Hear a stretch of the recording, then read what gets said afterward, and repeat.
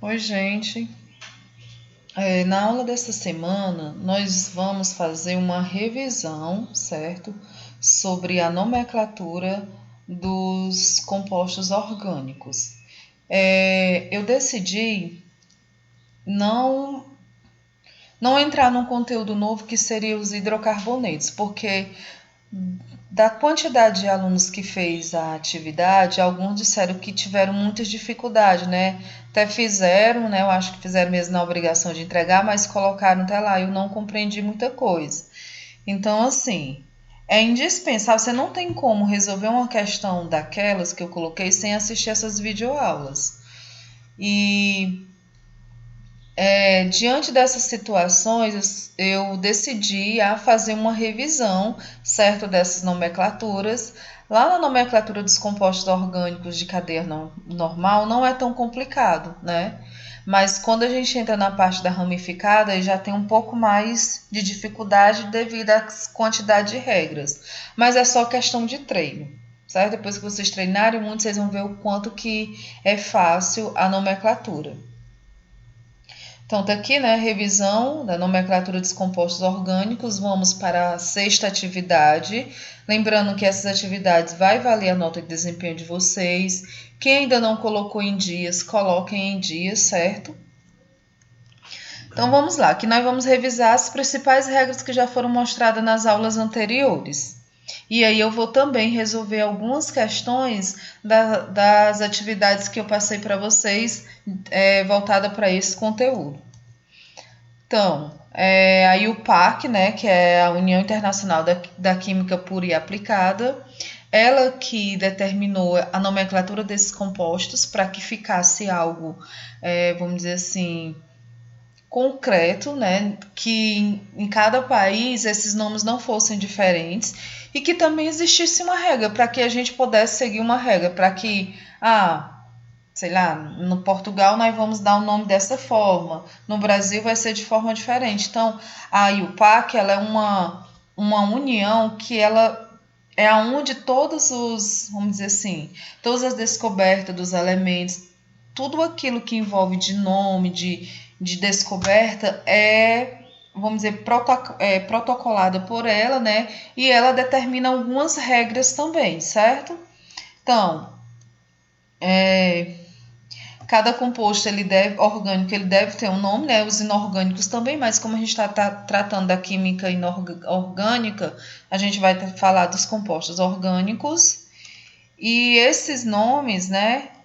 Ele é essencial para que a gente possa saber desenhar a sua estrutura. Então, a partir do nome, a gente tem como ter noção de como é a estrutura desse composto. E vice-versa, a partir da estrutura, a gente pode dar o nome desses compostos, certo? Semelhante às atividades que eu passei para vocês. Então, qual é a regra básica, né, a geral, para eu dar um nome a um composto?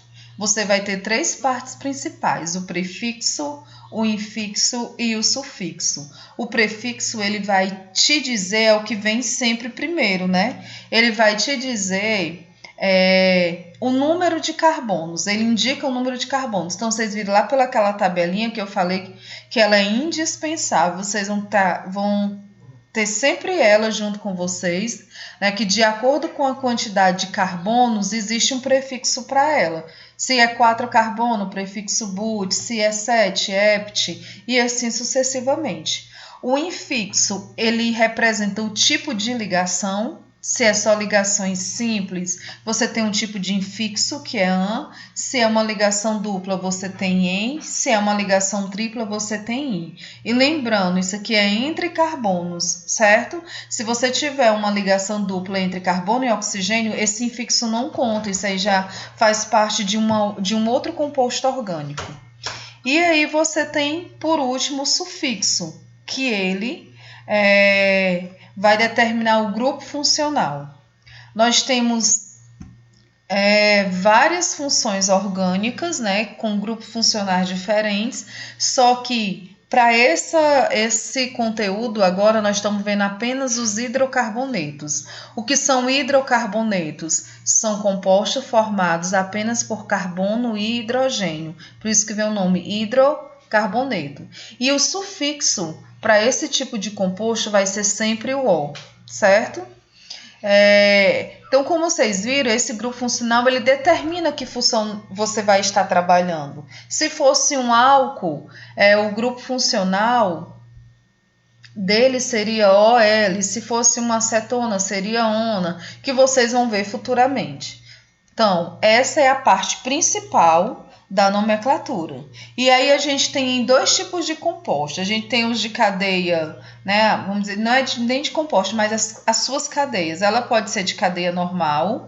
O que é os compostos de cadeia normal? Quando a gente não tem nenhuma ramificação, ou seja, quando a gente não tem carbonos terciário ou quaternário.